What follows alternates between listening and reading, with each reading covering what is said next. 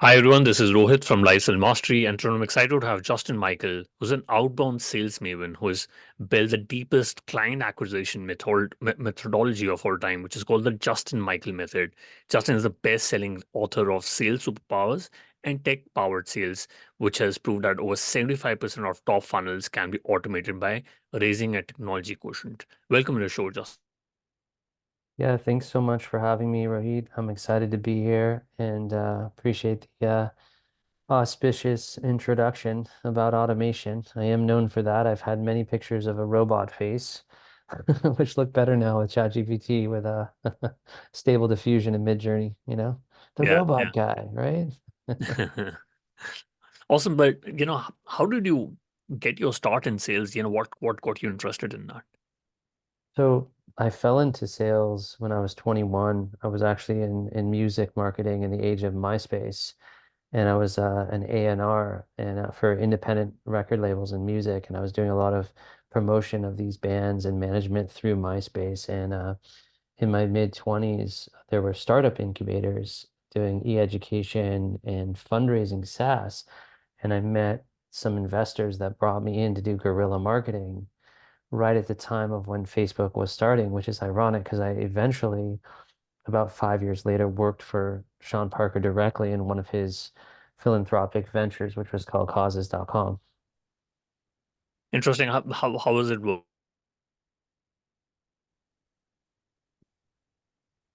I lost you there. Sorry. Sorry, I was just wondering, how was it working with Sean Parker?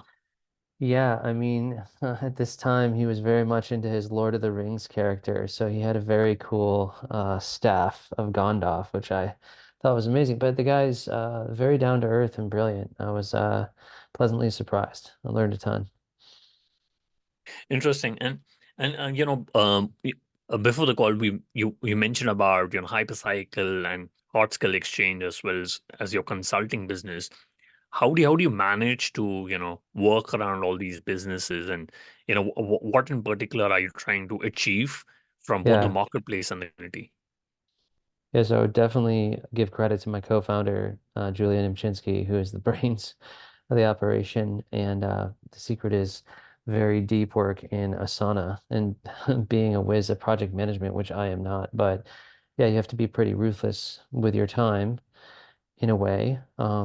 Really, essentially, like I do coaching, advising, and consulting, which is just me solo, helping teams with workshops, helping individuals with executive and leadership coaching, very much focused on growing the top line as a facet of increasing income. So there's 11 million salespeople who make 50%, and 40% of them are side hustling. So I help a lot of them either crush their role, get promoted, or launch a side hustle. Then Julia and I have this community that we co-founded, which Yeah. has a similar audience to maybe Pavilion, but it's all virtual. And these days it's CXO debates every month, and we have a Slack channel. We have just a great think tank of C-level executives and GTM leaders at all levels, really trying to push GTM forward. And third area, which she invented, is this platform called Hardscale Exchange, hardscale.exchange. And imagine a one-to-one coaching marketplace that's on demand for skills and skill building. So, yeah, I'm busy, but you can't stay in services your whole life unless you love it. And I do love coaching and helping people. But one day I would love to reach that level. Speaking of Lord of the Rings, which is like um, MMWYS, make money while you sleep. Yeah. I make good money while I'm awake, so I'm not quite there. Got it. So super interesting, and especially when it comes to community like hyperscale, what does it take to build a community and make it engaged? Because I think that's really difficult to make a community so engaged. Yeah, like the way I compare it is I see some of the traditional communities more like Las Vegas, and we're trying to be maybe Dubai, but maybe it's more like Burning Man, or maybe it's more like Coachella or a jazz speakeasy to put it in a musical term. So, it's the concept of 1,000 true fans or 100 true fans. You actually don't need a massive core, but you need to find people that are really seeking quality. and you can never get enough content. The world is starving for content. Get a Netflix account. Bless their heart, Yeah. they've gotten better. But when you're like, you can't find a movie, but there's, a million movies across the channels. So what I found, um, as a writer and as a coach is that although there are 10,000 coaches, if you really find your own unique flavor and embrace it, they're starving for that content. And when you create a community, if you find your tribe and you put out a certain quality of what you dig, the jazz of you, you will attract, right? Create the garden with the butterflies and more butterflies come. So that's the key. If you copy other things, if you try to make it like something else, it'll be hit and miss. Got it, got it. And I was wondering, what is the Justin Michael method? What is it that you've built, which has been so successful? So what I did is I looked at the entire funnel of sales, traditional technology and software sales. And I saw the funnel and I saw 10,000 consultants and I saw some amazing methodologies and qualification frameworks. Challenger, Spin, Miller Hyman, Huthwaite, command of the message, value selling, conceptual selling, solution selling, on and on and on down the whole funnel. And then I went up here to the very top of the funnel and I find some really strong players too. People I love like Jeb Blunt, Mike Weinberg, there's the Cardones, the Belfort. There's so many good things happening here. But I wondered, could I bring a sophistication and depth to the mechanics of just the top of the funnel going outbound for net new business, which impacts about 10 million, 11 million people? So when I started to look at the top of the funnel, I broke it down into 7 pillars. One, timing, targeting, triggers, right? Time management, this piece, right? And we target the right people. Two, email. So how can we reimagine these? Phone, how can we reimagine it? Social, how can we reimagine it? Visual, video, and then like chat GPT and then tech stacks, right? So I took every element here and created a depth to this. So the first book was called Tech Powered Sales. And the first realization is there's no book that has sequences. Yet Outreach.io and SalesLoft, like everyone's doing sequences and there's no book on it. Hmm. So wrote the book with Tony Hughes in Australia. It's a big hit. It was a bestseller. Came up with the term TQ, technology quotient, as distinct to IQ and EQ. Hmm. Well, what we proposed is investing a heck of a lot into tech stacks. We thought there'd be a lot of M&A, and then the pandemic hit, and then the recession hit. The we're not in recession hit. And so reps would come to me and say, I love your book, but I don't have 2000 a month for tech stacks. So what I decided to do is just to say, okay, I sold from the year 2001 till, I mean, I still sell to this day, but till 2020, like over this 20 years, what did I learn? And I built these like an operating system called the Justin Michael method, where I reimagine all the form factors of the top funnel channels, and that was just tactics. And I built those into guides called the codexes, codex 1 through 17. I released it to Reddit and like 25,000 people downloaded it. And Oh, then I wow. watched all the major sales trainers doing top funnel. All their emails got shorter, like all the elements that I had found in A/B testing 5 million emails and doing 20,000 cold calls, all those disruptions started to cascade across the whole ecosystem. But then what I found is that 5% of your success is like while you're awake, your Mm. conscious elements. It's really mindset and subconscious. And so what, you know, Justin Michael Method 1, 2 deal with in future releases is really the deeper operating system and mindset behind how you write, behind communication, linguistics, and something I call heuristics, which I borrowed from engineering, which is mental shortcuts in building B2B copywriting and sales communication that's influenced by neuroscience, game theory, relationship dynamics, behavioral psychology, um, neurolinguistic programming, everything you could think of. Right. And then I just worked for this company where I got to send 5 million emails, 5 million out of sequencers, not at the same time for 100 clients, built that up. And what I found is the results of those empirical experiments matched the scientific method of Jeremy Donovan, who was the SVP of Sales Loft for quite a while. And he ran experiments on 6 million emails. And I compared notes. And that became a new way to think. Now, first, giant realization is email doesn't exist. The human brain is visual. Right. Something that is visual is processed 60,000 times faster by the brain. Email under 50 words converts 60% higher than over. Three-sentence email processed for 3 seconds. Three paragraphs takes 11 seconds to process and triggers the amygdala, which is fight or flight. Mm. So, like, I started to create visual prospecting and I started to create Venn diagrams that were custom and send them. So I take a Venn diagram, send it to the chief digital officer of McDonald's, responded on the first email. Well, That happened to me in 2017. I just about fell off my chair. I'm like, this is my Doc Brown flux capacitor moment. I fell off my chair, hit my head on the toilet, invented time travel. Like, I'm going to create Venn selling. Well, it just turned out by breaking everything down to first principles, kind of like Elon Musk inspired, we could pretty much reimagine everything for a mobile world. mm. And most of selling and trying to get meetings is 100 years old. Yeah. So that's where it all began. It was a very long answer. No, no, I really, really like that. What I think is like, sales is more psychology than anything else. What can sales reps do to master and psychology of their prospects in order to get them to respond?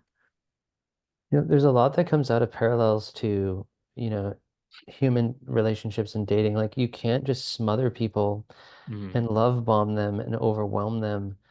In ChatGPT, which I call homogeneous GPT, it says, Rohit, congrats on the move, congrats on the news. It's so great. And it just basically is like a used car lot. It just preps you up. It's like, oh, wait for it. Commission breath. Here's a sale. So like flipping the polarity and making people chase you is a game of curiosity.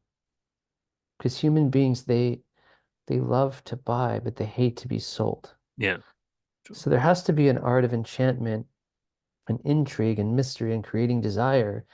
And the vast majority of outbound reps are just buffeting the prospects with repetition and thinking the more they hyper personalize, but it's so needy and reachy and clingy and creepy. No one in their right mind would ever respond to that in a normal social context. So by definition, it's broken. So I create these guardrails and boundaries where I make sure that a rep's communication doesn't violate those bounds. Example, hey, I've got this amazing AI product. You're going to get 200% revenue growth. It's AI for sales. You're like, generic, vague BS, and you're just, boom, it bounces off you. Versus we have 16 data scientists on staff, put 42 million in R&D back into our engineering stack. We're using quantum computing, and we're able to predict our forecast with a 5 nines error rate. Like I'm just making this up, but all of a sudden your brain's like, that's not BS. So it's about credibility and authority, and a lot of the Robert Cialdini persuasion elements injected into the form factor, which is we do voice to voice phone, we do Right. some email thing, we do something on LinkedIn, maybe we text, but that's it. We can't fax anybody. It's illegal to send text. So we've got calls, emails, and LinkedIn.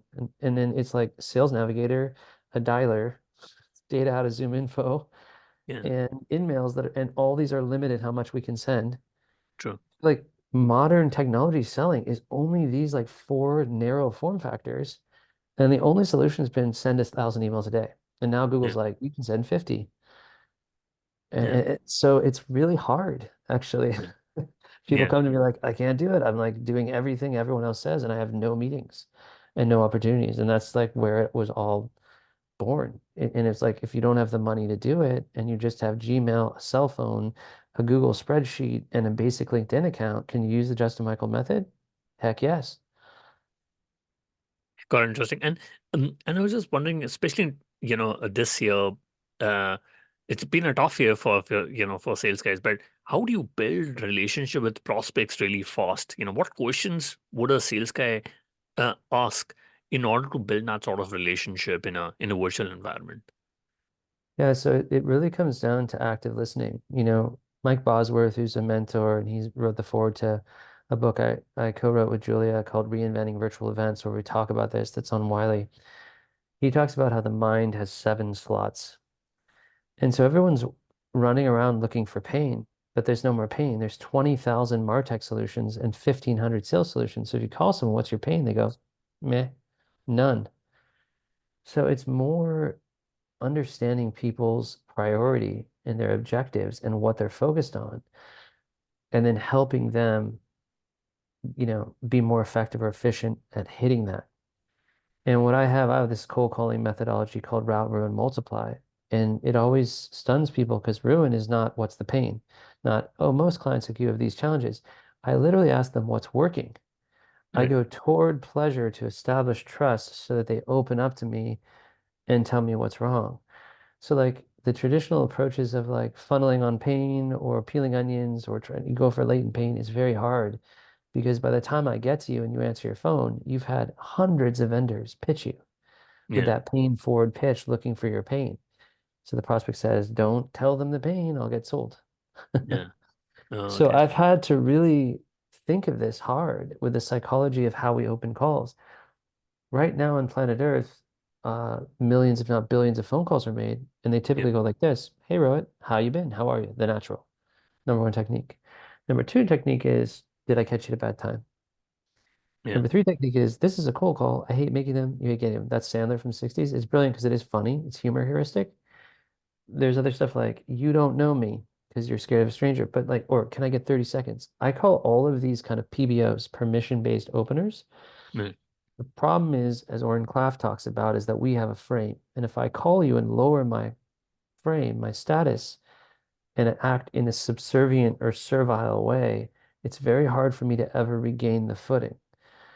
So a lot of my methodology, if you will, is helping reps at all levels to maintain the frame, to come from a position of strength where it can shift the polarity. Curiosity is your answer. Most sellers are like, what am I doing wrong? What should I be saying? What should I be doing? I'm like, you should take all that attention off yourself and put it all on them. You need Right. to not exist. You need to get them talking.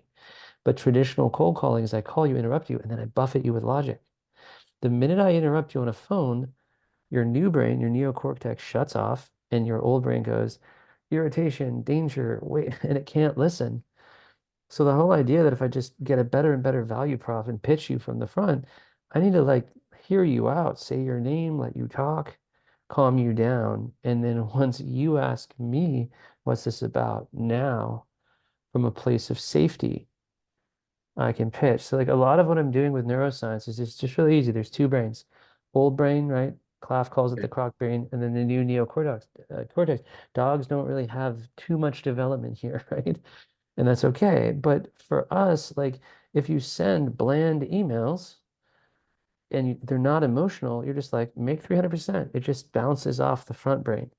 So Mm. sometimes doing something that provokes where there's pain or fear, loss aversion, risk aversion, it's why none of your emails are responded to. Because it's just sunny, happy as a little clam. Like there's nothing there to show possible loss or opportunity cost. Mm. So like these are the elements where I'm kind of pop psychology and armchair neuroscience. I'm not credentialed by any means. I've just tested everything. Mm. Got it. Got it. Super interesting. And especially, what advice would you give to sales reps who getting on multiple relationships with an account to prevent of prevent the potential of losing your champion, especially during the times when it's becoming difficult for them to close on deals. Multi-threading is critical, like Yeah. developing multiple relationships in the account. Right. It's also critical to figure out the CEO of the problem. Yeah. And it's crucial to understand there's a consensus now everywhere. So there's 11 stakeholders, 22 stakeholders, and running a business deal in enterprise, it's like a political campaign. So what I do when I approach an account, I look at it as a pyramid. Then I go top down, bottom up, middle out at the same time. I create an art of confusion. I send Venn diagrams. I rustle up all the stakeholders in the buying committee, and someone steps forward and says, actually, I'm in charge of this, and this is my fiefdom. And so the problem is if you go in from the top and you're thinking it's the power base, they block you, say, hey, I'm the CRO, don't contact my team, and then they can't get the consensus below. If you go to the VPs or the directors, they block you, say, don't call above me, the CRO. and you get these gridlock deals where it's not as simple as you got a director meeting and you can multi-thread back. You can't get back in. You have to knock on a lot of doors like a swarm of bees at first and allow the committee to self-select. And I use a technique that comes from Brian Kruzberger, which is morphed, what I call it waterfalling. Like I call above the person. So if like my ICPs, VPs of sales, I'm just calling CROs because I want to get delegated down. I Okay. want, you're the CRO, Rohit, and you're going to delegate me down to Susie, and I want to talk to you, say, hey, talk to Susie. I knew that, but I got that. I talked to you. I send her an email, say via Rohit Malhotra, and then I get the meeting because she sees that and she checks. She's like, did you talk to this guy? Yep. Mm. Correct, correct, interesting. And how do you feel about discounting? There's it's pretty divisive. A lot of sales leader feels that discounting doesn't work. Some say it does work, but when do you think is the right time to do it if you want to do it? Yeah, so I've been really influenced by the work of Alan Weiss, who does million-dollar consulting and million-dollar proposals. And his big claim to fame in there is a choice of yeses. And Mm, then I also Todd Capone taught me in my boot camp at Salesforce Exact Target Marketing Cloud back in the day, 2012 era. mm, Essentially, it depends. If you have big SaaS tiers and deals, you have different levels, levers, basically. I call it the Capone levers. And the money is more valuable if it comes in faster. yeah, And the money is more valuable if it's paid up front versus quarterly versus monthly terms. And it's more valuable if it's multi-year. And there's just so many ways that money is more valuable. Now, if you give someone a concession, tit for tat, you take one back. So if you give a discount, you ask for a testimony or a case study. You always have to get something yeah, for the give. But when it comes to coaching and consulting in my world, is I always make it most expensive for people to work with me the shortest amount of time. mm, And then the longer they commit, it's a better deal because they're making more of a commitment to me, which allow me to have more transformation. I always give people at least three choices, and they're probably going to pick the middle one. And I learned that back in charity fundraising, and that was really bolstered by Alan Weiss's work. got it. And couple of months back, I went on a discovery call. I had the CFO who came on the first call. Do you think CFOs are not buying new technology today? And how do you bypass that? I think you really need a compelling ROI business case, meaning people tend to mistake what ROI means. It has to be a cash register and not a cost center. So that's really what's critical.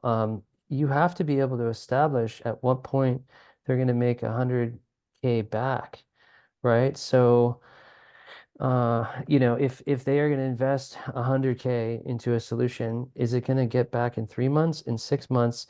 And when is the 3X going to come back?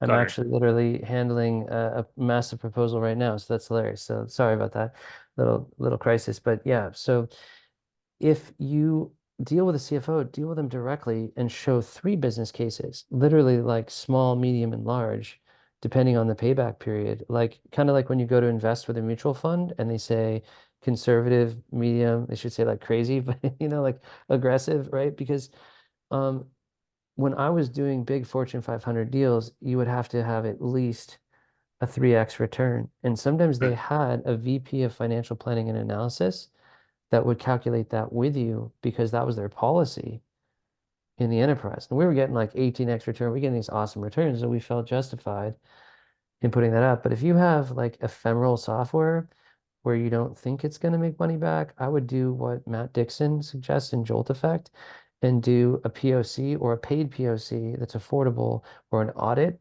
or a testing ground that has tranches and has milestone triggers that in the contract trigger additional payments. Got it. And what is the best way to show customers the value that you provide? Is it through a case study? Um, like you mentioned earlier, is that the best way to share the top three case studies? Yeah, so I really believe that the best I saw this was in the days of Tune.com that I worked for in global sales development and also in Exact Target, which became Salesforce Marketing Cloud. They used YouTube really adroitly. They had YouTube sections by vertical, by industry, and they, in some cases, had dozens, and in one case, like literally hundreds. And so someone says, "What can you do for mini commerce?" And you're like, check out these 5 YouTube case study testimonials of using customer journeys and marketing automation for your peers.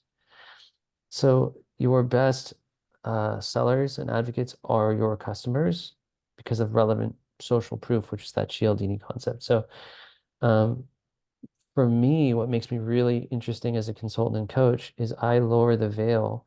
Anyone who wants to work with me, I send them, I don't know, 50 referenceable testimonials and say, call them all. So I had this client named Dario who contacted 75 of them, and then I just got a ton more screenshots, which was really cool.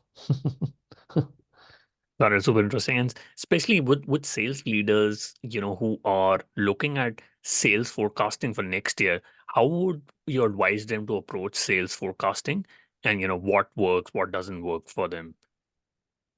Yeah, so as far as how much they should invest into their tech stacks, I'm referring to sales forecasting for next year or the next quarter. What advice would uh you give to leaders?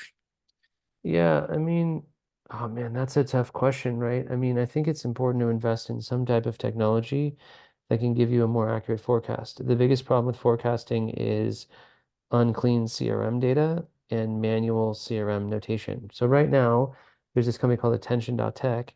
It Yeah, listens to all your calls. If you're using Medic, it listens to see if you missed fields of Medic.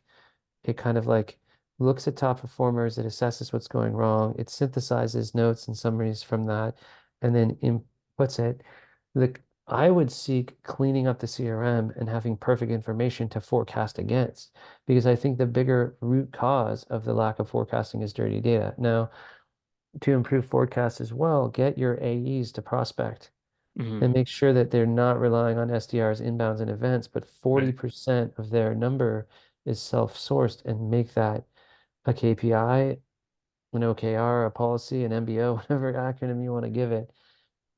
And then you've got to make sure that your CFO is not sales prevention because it's very easy to build comp plans now that are draconian and way harder for the sellers and to raise the goalpost. You don't want the sales leaders to feel if they overperform, they're going to get their commission taken away. What great CFOs do is sales, they're giving spiffs for testimonials. They're making sure somebody in the company made $1 million. Like they're just going out of their way to reward and incentivize the behaviors they want to see versus splitting hairs to try to not pay the sales team. Yeah.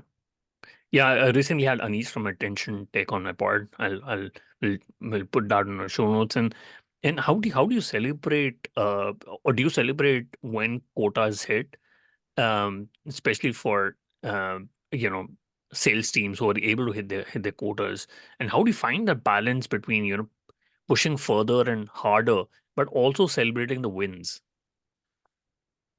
Yeah, it's really interesting because I've seen all manner of bizarre things happen. I've seen someone about to close a 7-figure deal where the CEO themselves steps in to overtake the deal, lets them go so they don't have to pay out the massive commission.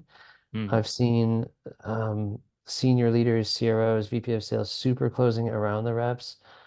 Um, I think it's important to stay consistent with the way that commissions roll out. Um, I think, if someone has a career advancement path and a leadership path forward in the company, I probably stayed at the player coach level and the VP sales level too long just because I was so good at the top funnel that like they never like, no smart CEO is going to let me not be doing the top funnel yeah, of the startup I was in because I just was bringing so many new deals. I yeah, also love doing that. I was always like the guy at the gym that's just like giant upper body with the spindly legs. Like I just had this like incredible, ability to do this one thing. But, I ended up really working hard on the full cycle. The book I just released is in 2 parts, and the second part gets into full cycle and all my closing negotiation demo, all my disruptive ideas. But if you are starting your own consultancy or you're doing side hustle work, remember, the riches are in the niches. So yeah. like I'm known for automation at the top funnel that brings me a lot of clients, and then they're pleasantly surprised that I can do deals. Mm. Got it. Interesting. I mean, I was just wondering, what if an AE does a great job just in selling? And he doesn't want to manage salespeople. Should he look at being promoted as a VP sales? What if he's going to make more money being like an AE? What advice would you give to him? Yeah, so what's interesting, and this is controversial, but 40% of reps side hustle. Yeah, So, if you're, I feel like it's ethical as long as you're not competing with your core software. right. Um, the other thing that's important is you should be paid because a lot of people just offer you equity and then it goes nowhere. There's people that are career AEs, but I really always loved Reid Hoffman's version of tour of duty. So going Mm, to a company for 2 years or 4 years and then maybe going to another one. yeah, Like in order to thrive and be happy in life, we have to be striving against a goal. Like we know this in psychology. So I've seen career AEs who just sit in a rep role for 8 years, 12 years. It does happen, but it's usually because they have something cool going on outside of work, like they're an artist of some kind, or they make independent, movies, or they're just like doing something awesome with their family, like traveling all over the country or around the world. So surfing, so I'm not knocking it. But keep challenging yourself. Don't get stifled. Don't stick in a rut. I think an area you can work on is your acumen. Like right. I stayed in mobile marketing, attribution analytics for a really long time, to the point where I was, basically one of the most technical sales reps in it. A Oh, extremely famous company you know the name of interviewed me 9 times for a product management position. And my brother's a coder, I'm not, but I had such a deep knowledge of attribution after sitting in hundreds of those deals over right. 13 years. Like I really knew mobile marketing well. So you can be a jack of all trades and do multiple verticals. And it's true, like the sales strategic selling methodologies will hold.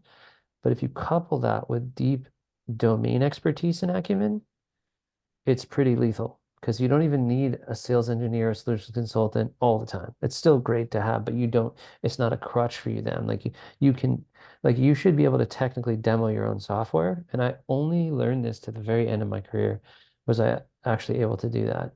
Not easy. Mm. Got it. And how do you, in your view, how do the best sales leaders train and develop their talent?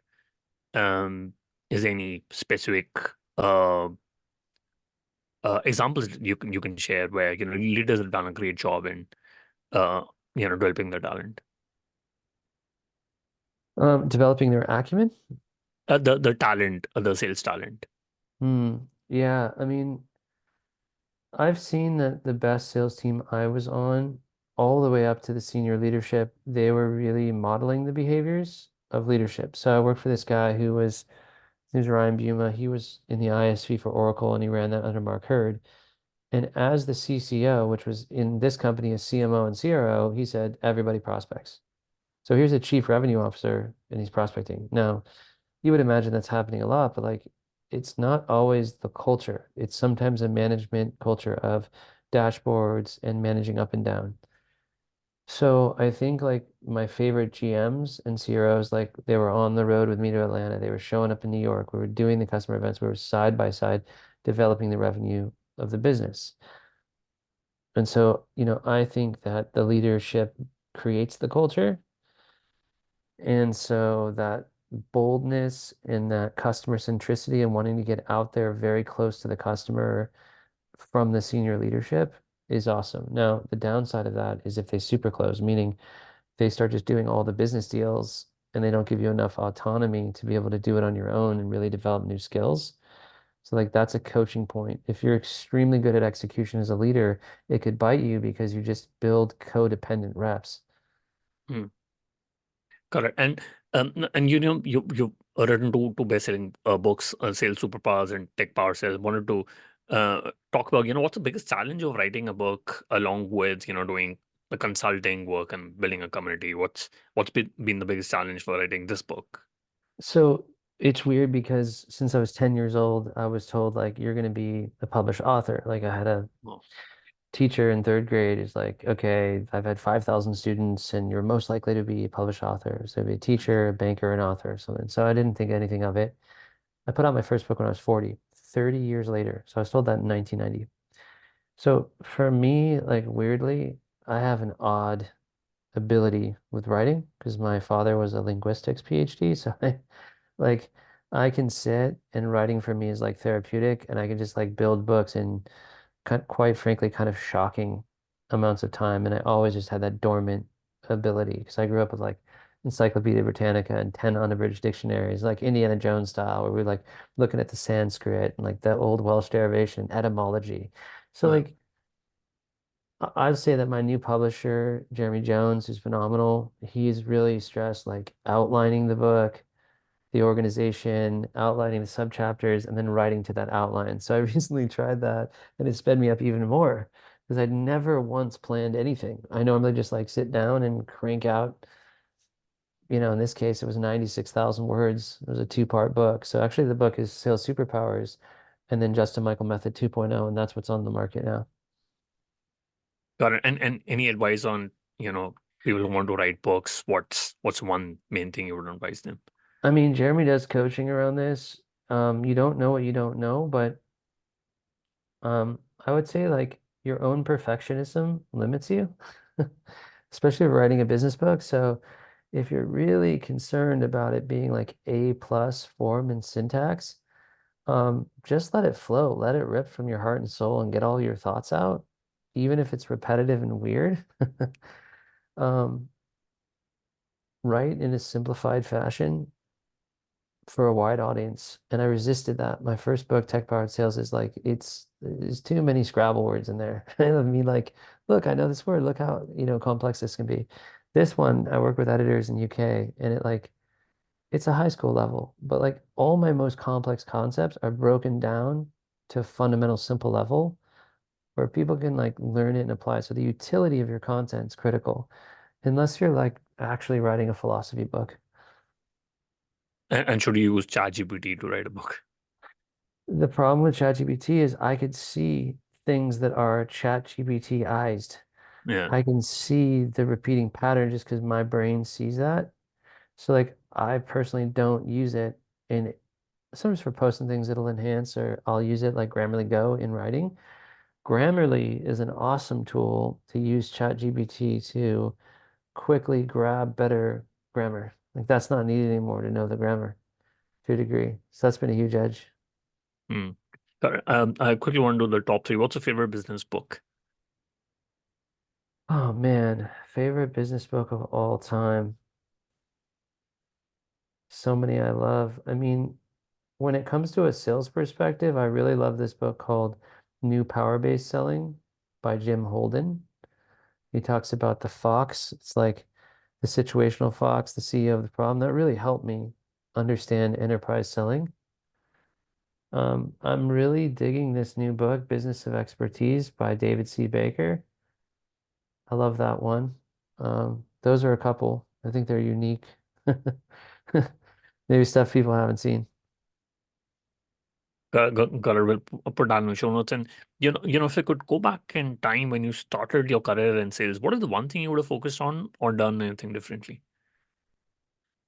I kept doing this. When I was 21, I was in a call center doing telemarketing. It was these top five people, and I went and sat by them and emulated them. And then later, in my early 30s, I ended up emulating top performers, but I wasn't rigorous about doing that until like the last year. So my last year as a VP of sales over the West, I did 3 million on a 1.2 million number with a 25K ACV, crushed it. And I Wow. give a lot of thanks to a collaborator, Garrett McDonald, who was the GM and strategic VP at the time. We worked together on this book of business, and this guy has done, tens of millions in software. He's really the best closer I've ever seen. And we just traveled together on the road. So I would say find the best rep you can, apprentice under them like Mandalorians, split commissions on deals, and get in there and play the sport with the best person you know. And the closest thing is like snow skiing. And that's what got me into coaching. Like I go to Mammoth Mountain every year. I go just do the green run. And I finally got like a ski coach and within a couple trips, I was doing Black Diamond moguls and I was up at the top of the mountain coming out of Cornice in like 11 hours of skiing training because that person was showing me every little trick and hack and how to advanced. You see this at golf too with the strokes. So it's like invest in yourself, invest in coaching, and there really is, right, a huge delta between good and great. It's achievable to get good at sales and consulting. It's really insanely hard to be great or one of the elite people in the world, right? Like Yeah. 4% of coaches make 1 million a year, and something like 1% make 1.5 million a year. And a very small percentage of SaaS sellers make over 1 million a year. And they actually, their mindset, their skill set, their strategy, when you go talk to them, is usually informed by this kind of apprenticeship, mentorship, and emulation Mm. because it's not taught. It's not in the books, right? It's a sport. Yeah. Yeah. No, I absolutely love that advice.